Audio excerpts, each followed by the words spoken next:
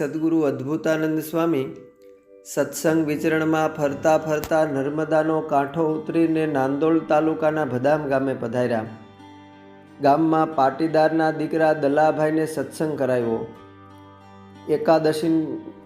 એ દિવસે એકાદશી હતી તો ઉપવાસ કર્યો ને બીજે દિવસે બારસના પારણા સારું પાટીદાર દલાભાઈએ કુંભારને ત્યાંથી એક નવી માટલી અને એક શેર ખીચડી લાવી દીધી.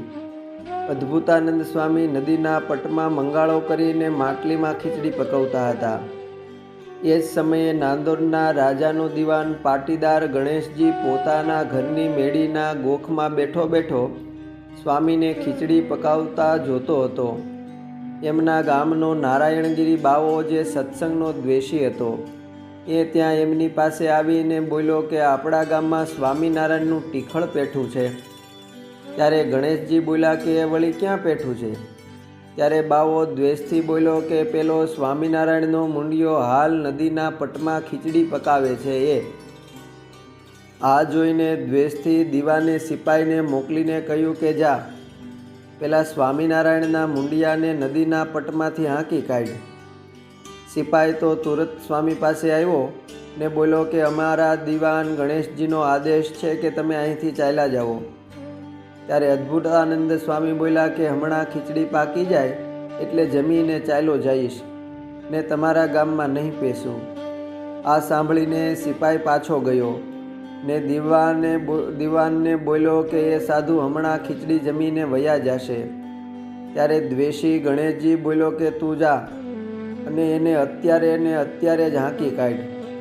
સિપાઈ પરત સ્વામી પાસે આવીને સ્વામીને ચાલ્યા જવાનું કહ્યું.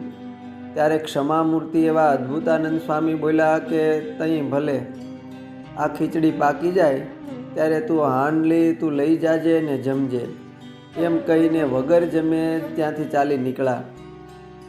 સ્વામી ત્યાંથી એકાદ ગાવ આઘેરા બાજુના ગામ ચિત્રાવાડીએ આવ્યા ને બીજા પાટીદાર ભીખાભાઈ હતા એમના ઘરે ભિક્ષા કરી. ભીખાભાઈએ ભિક્ષામાં બાજરાનો લોટ આપ્યો અને બાટીઓ બનાવીને સ્વામી ત્યાં જીમા અને એકાદશીનું પારણું કર્યું. ચિત્રાવાડી ગામ અદ્ભુતાનંદ સ્વામીને જમાડ્યા.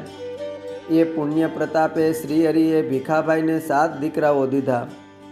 ભદામના ગણેશજીને પવિત્ર સાધુનો અપરાધ કરવા બદલ શ્રીહરિ સહન કરી શક્યા નહીં ને ગણેશજીએ એ જ રાતે બીજા પાટીદારના દીકરા હરિભાઈને માર મરાવ્યો ને લોહી લુહાણ કરાવ્યો.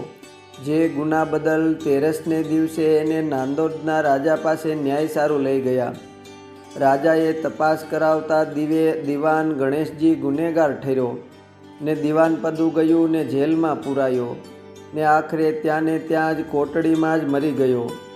એના પરિવારના 20-25 જણા હતા એ પણ બધા કમોતે મોવા. અદ્ભુતાનંદ સ્વામી વિચરણ કરીને ફરતા ફરતા ગઢપુર પધાર્યા. ત્યારે શ્રીહરિને વાત કરી જે એ મહારાજ મારા અંતરમાં તો એનું બગડે એવો સંકલ્પે નહોતો પણ તમે અપરાધ ખમી શક્યા નહીં ને સાધુના અપરાધનું ફળ તમે બતાવ્યું ને ચિત્રાવાડીના પાટીદારનું સારું થયું એ સેવાનું ફળ તમે જ બતાવતા હતા. અસ્તુ. જય સ્વામિનારાયણ. સદગુરુ અદ્ભુતાનંદ સ્વામીની વાતોમાંથી.